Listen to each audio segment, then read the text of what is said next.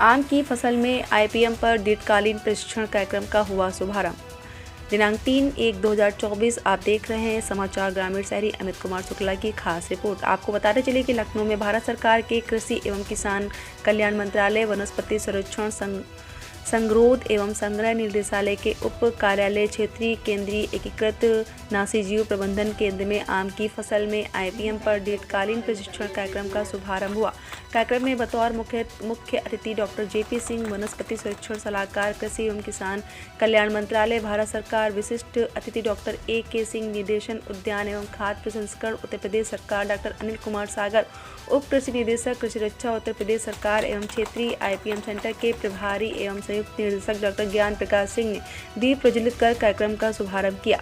कार्यक्रम के उपस्थित बतौर मुख्य अतिथि डॉक्टर जेपी सिंह, वनस्पति संरक्षण सलाहकार, कृषि एवं किसान कल्याण मंत्रालय भारत सरकार ने इस 30 दिवसीय प्रशिक्षण कार्यक्रम की वर्तमान प्रासंगिकता तथा उपादेयता के बारे में संबोधित करते हुए कहा कि किसानों द्वारा आम की फसल में कीट एवं बीमारियों से बचाने के लिए रासायनिक कीटनाशकों की अनुचित एवं अंधाधुंध उपयोग किया जा रहा है। रासायनिक कीटनाशकों का अनुचित प्रयोग हर किसी के स्वास्थ्य के साथ साथ पर्यावरण के लिए बेहद नुकसानदेह है एवं रासायनिक कीटनाशकों के अवशेष आम के फलों में तथा फल मक्खी कीट से प्रभावित होने की वजह से उत्तर प्रदेश से आम के निर्यात में बाधा उत्पन्न हो रही है। इसलिए राज्य कृषि रक्षा विभाग एवं उद्यान विभाग के अधिकारियों को आईपीएम पर दीर्घकालीन प्रशिक्षण के माध्यम से प्रशिक्षित किया जा रहा है और बतौर प्रचार कार्यकर्ता सभी तकनीक अधिकारी किसानों के मध्य इंटीग्रेटेड पेस्ट मैनेजमेंट आईपीएम के प्रति जागरूकता पैदा कर परिणाम स्वरूप निर्यात एवं गुणवत्ता युक्त आम उत्पादन एवं किसानों की आय दोगुनी करने में आईपीएम प्रभावी विकल्प साबित होगा। उन्होंने यह भी कहा कि बगैर रसायन के उत्पादित आम के फलों का राष्ट्रीय एवं अंतर्राष्ट्रीय बाजारों में अधिक मूल्य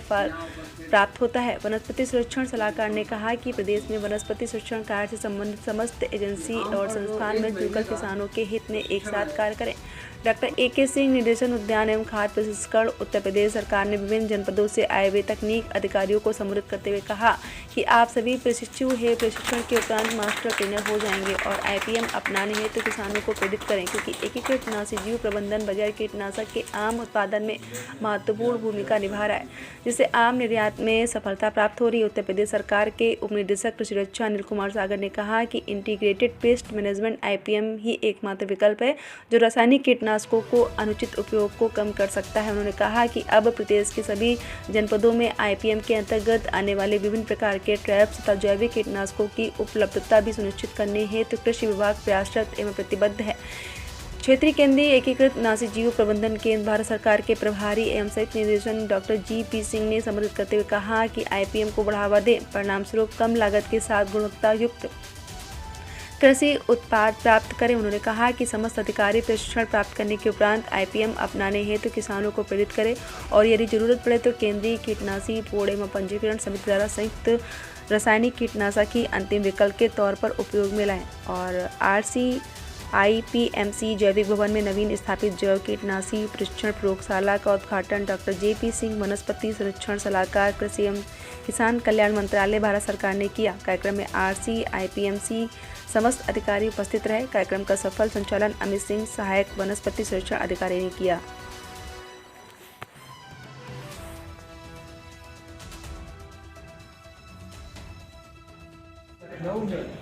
आप कार्यालय पे प्रशिक्षण के दौरान लोगों को जो आप प्रशिक्षण दिए कीटनाशक और जीवों प्रबंधन और आम की फसल के बारे में, वो आप इसमें कुछ बताएं कि कीटनाशक कैसे छिड़काव किया जाता है और फिर होगा, जैसे आपने कहा है कि एक लोग बताया कि पहले ही रामबाण नहीं चलाया जाता है या बार शक्तिबाण नहीं चलाया जाता है, उसके पहले धीरे धीरे शुरुआत कैसे की जाती है, किसानों के लिए प्रथम शुरुआत कैसे की जाए, इसके बारे में कुछ बताएं। देखिए, जब हम फसल की खेती करते हैं तो उसमें बीज से लेके उसके कटने तक किस तरह की समस्याएं हमारा किसान उसमें झेलता है। उसमें कीट व्याधि की भी समस्या होती है।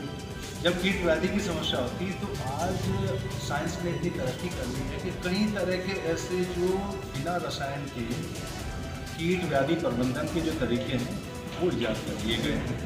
उसकी वजह से कई बार ये होता है कि तापमान अचानक घटता बढ़ता है, बारिश हुई, मौसम में कुछ तलबुतल हुई और इन सब के साथ साथ कीट व्याधि की समस्या भी इनसे घटती बढ़ती रहती है। अगर वो पड़ोस में कोई जब पेस्टिसाइड का ज़्यादा इस्तेमाल कर लेना तो हमारे मित्र कीट उसमें ख़त्म हो जाते हैं। उससे दूसरे आसपास के जो किसान हैं फिर उधर भी उनकी जनसंख्या कीट व्याधि की बढ़ने लगती है। इसमें क्या होता है कि जब बायोपेस्टिसाइड और रसायन ये दो चीज़ ऐसी है कि जब आर्थिक हानि स्तर से ज़्यादा कीट व्याधि की समस्या बढ़ने लगे तो सबसे पहले हम जो नेचुरल चीज़ है जैविक नियंत्रण उसका इस्तेमाल करें, और अगर फिर भी काम न चले आर्थिक हानि स्तर से क्रॉस कर जाए तो हम जो संशोधित जो केंद्रीय कीटनाशक बोर्ड और पंजीयन समिति से जो संशोधित रसायन हैं उनका इस्तेमाल करें, और उसमें भी जो हरे और नीले रंग के जो डब्बे होते हैं उनका इस्तेमाल पहले प्राथमिकता दें उनको, उसमें कम विषय लगा उसमें MRL की समस्या को कम, उससे किसानों को इस बात के लिए ये सजग करना। सर जैसे कि उत्तर प्रदेश में समतल जमीन पाई जाती है जहाँ तक गेहूँ धान ये अधिक मात्रा में पैदा होता है, तो रबी की फसल पे आप क्या कहेंगे? जैसे उसी के साथ फसल के साथ कुछ खरपतवार जो है वो साथ में उग जाते हैं, उसके लिए अधिक से अधिक किसान कौन सी दवाओं का प्रयोग करें? देखिए क्या होता है ना, हमारे ज़्यादातर जो किसान हैं वो छोटी खेती करते किसान हैं, तो उसमें हमारे देश में एक परंपरागत खेती में वो मैनुअल तरीके से उसको ख़त्म करते हैं। लेकिन जब बड़े किसान हैं जो इनका, क्योंकि ये दवाइयाँ जो महंगी होती हैं, ये रसायन महंगे होते हैं, और इनका जो सक्षम है वो लोग जो अप्रूव्ड हर्बिसाइड है जिनको खरपतवार नाशी बोलते हैं जो सेफ हैं उनका इस्तेमाल करें। इन सब की लिस्ट हमारे यहाँ पे अवेलेबल है हमारे सर्विस स्टेशन पे, और हमारे वेबसाइट पे भी वहाँ से उसकी जानकारी ले सकते हैं। राज्य का हर जैसा कि सर ने कहा कि किसी भी किसान को कोई परेशानी दिक्कत समस्या आती है तो अपने नज़दीकी किसान मित्र से या किसान केंद्र से संपर्क करें।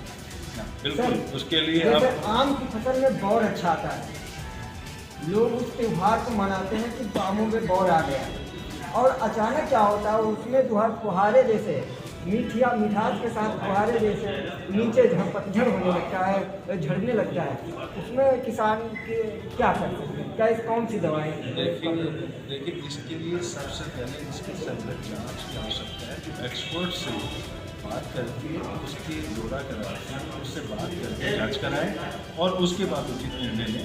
इन सब के समाधान अवेलेबल है, और उसके लिए एक्सपर्ट एडवाइस ही जरूरी है। उस समय में उसमें क्या रोग है, क्या व्याधि है, क्या कीट है, इसकी जानकारी जरूर रखें, और बिना जानकारी के कोई भी दवाई या कोई भी रसायन ना करें। कौन से जिलों के यहाँ पे पदाधिकारी जो है इसमें कृषि विभाग के लोग हैं, उनका डायरेक्टर ऑफ प्लांट प्रोटेक्शन इसमें, और बाकी हार्टिकल्चर विभाग के लोग हैं। इसमें टोटल 40 प्रशासकीय विभाग लोग हैं। तो 1 महीने तक आम के ऊपर एक पूरा बैच लगती है, तो उसके ऊपर उनको विस्तार से प्रशिक्षण दिया जाएगा ताकि उनको कम से कम रसायन का उपयोग करके आम को निर्यात को कैसे बढ़ाया जाए या आम से कैसे अच्छी इनकम दिया जाए, इसके बारे में उनको जानकारी दी जाएगी। जैसे किसान भाइयों की इनकम जरूर हो सकती है। दीमक के बारे में बचाव कैसा किया जाए? दीमक के बारे में क्या है, हम लोग भी वेरिएबल से आना 250 ग्राम प्रति हेक्टेयर के दर से 50-60 किलो गोबर खाद